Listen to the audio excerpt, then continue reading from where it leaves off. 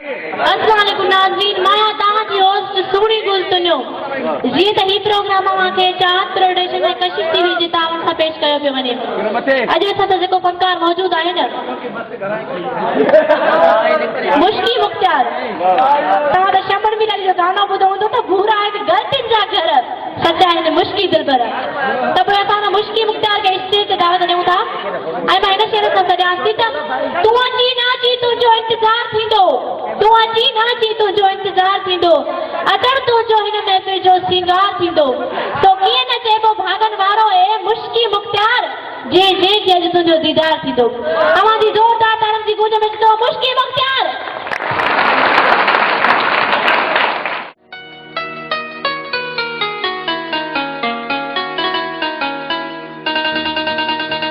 शौक़ नय में वरती मोबाइल यार सां ॻाल्हाइबो,